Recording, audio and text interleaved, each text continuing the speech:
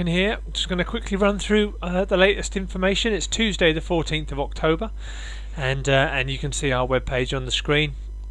The first thing I'm going to take you to is the October Medal, which was played last week. 114 people, I believe, or 119, which may be one of the highest turnouts we've ever had. And there was some outstanding golf play. Jason Sewell, who's a new member, had a 33, which included a hole-in-one. So his handicap will be reduced down from 11 to 7. He was 7 under his handicap. Tim Glass, incredible run of golf, 7 pars in his 32. His handicap drops to 5. Derek Irish rolling back the years with his net 25, joined by John Thorpe and Richard Berry. Felicity coming back to form, joined with Jackie, Robbie and Malcolm, all on 26.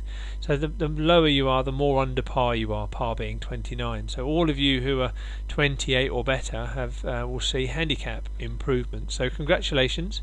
If you're on 29, you did exactly what you were supposed to do, which is good. And if you're between 30 and I think it's 33, is it? Let's find out. No, it's 32. If you were net 30, net 31, 32, then you are deemed to be close enough for your handicap to remain the same. And any more than that, 33 or more, and your handicap increases by 1. I won't go scrolling down there too far. So, as always, you do your October medal at the first week of the month, and you'll do your Stableford in the last week of the month, and your scores will not only just count for your handicap, but they'll also roll in to something called the Winter Eclectic, which starts in October and runs right through till the other end of winter, end of April I think, or March maybe. And in this particular competition, the machine remembers your individual hole scores. So there's Jason's hole-in-one, and then as you do your next card, any hole scores that you improve on. So Jason might get a hole-in-one on the first next time. So this will update from his 4 down to a 1. So it remembers your best scores across the 12 months, the 12 competitions of winter. So over that period of time, your score will improve, and you might even keep an eye on it and recognise which holes you need to do better on. And you'll get 70% of your lowest handicap during this window, and there's your net score. So this will chop and change dramatically, and it's on our website. Where is it? I can show you that. Scores and results. So I just whipped down and found it here, the Winter Eclectic. Now that's a handicap game. There is also a scratch game called Break 40, and anyone who takes part and scores less than 40, that's why it's called Break 40, will be given 1 point for every stroke less than 40 they went round in. So Nigel Salmon scores 11 points because in the medal, which is there, Nigel Salmon went round in, there he is, Nigel Salmon, 29 shots, bang on par. Very good effort. So Nigel gets 11 points.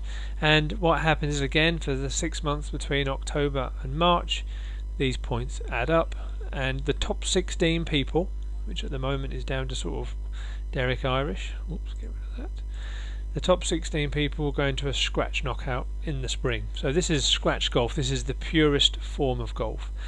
So to summarise, when you submit your card for a medal or a Stableford, it not only counts for your handicap, it also enters these 2 6-month-long events. It's the reward for continuing to put your cards in. So remember, on this page here, scores and results, you can enter your scores by clicking the link. It opens up this page, which you can't see because I haven't lined it up accurately, and you can enter your scores, or you can just come and give us your handicap. Give us your card, we can enter it. Now, what I've got you on here, it's a good opportunity to show you, and I'm going to press the button, this. This is the architect's drawing of what we're intending to build over the next 12 to 18 months. And you can probably recognise, if you can see my mouse, you will recognise the entrance to the car park as it is, the existing car park. This is the little gap you get through to get to where the chipping green currently is, and you'll see that the intention is to build 27 new car parking spaces where the chipping green is. There are slight adjustments to this, just in this little area here. is the onion, the septic tank. So there'll be a little roundabout in the middle there, and they're intending to build, or they've done me drawings which show quite a fancy driving range situation with a storeroom and a bathroom and a lounge area. I don't think we're likely to build anything quite as advanced as that. I think the likelihood is it will be something a little more basic, maybe something akin to a half an Anderson shelter, something arched over the top of 10 bays, but you never know. We're comfortably on our way to getting the investment for the first stage. If enough people want to support the project, then building this fancy pants clubhouse and driving range might be something we can run to next year. But that's part two. At the meantime, our part one is to increase the car parking and possibly even put some extended car parking in over the left-hand side for the archery area. And then in this area here, probably need to go back to the previous one. This area over here, build ourselves a nice new chipping and putting green.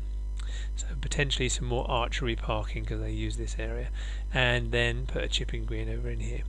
And this area here, which is our old putting green, as you remember it, and we're going to remove the laurels at the front, maybe cover this little bit of ditch, and then we're going to put across here in some sort of rectangular form.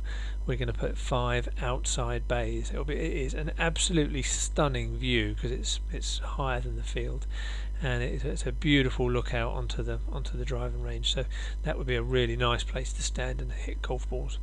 So we will increase the footprint from 10 bays up to 25 bays, and with the floodlights, you'll see the solar panels as drawn on top. You'll see we can be floodlit, and we can extend our hours later in the evening. And floodlit driving ranges report 70% of their income comes after dark. So we know what we currently take through the course of a year, and a 70% increase. No, that's not a 70% increase, but doing the maths, reverse engineering it, 70% of that would be a substantial number, comfortably paying for the developments that we're undertaking at the moment. So this is the plan. It's quite exciting. Due to the planning law and something called a CIL, I think it's called, we have to be mindful that we can't go too close to all the hedgerow, but 27 spaces seem to fit in there comfortably, which will hopefully deal with the extra traffic we get. The planning application has been submitted today, Tuesday the 14th. It's 8 weeks, so we should know this time in 2 months, mid-December, whether we've been successful. So that's the plan. It's been underway for a long time, and been giving it an awful lot of thought. Been working on the feasibility of it, and now it seems like we're going forwards with it. So those of you that have expressed an interest in investing, I want to say a big thank you. Those of you that might wish to in the future, that option's still available. So please keep talking to me and keep all options open, and we'll see if we can't push it forwards. Thanks for your time. Hope you're well, and we'll see you all very soon. Bye for now.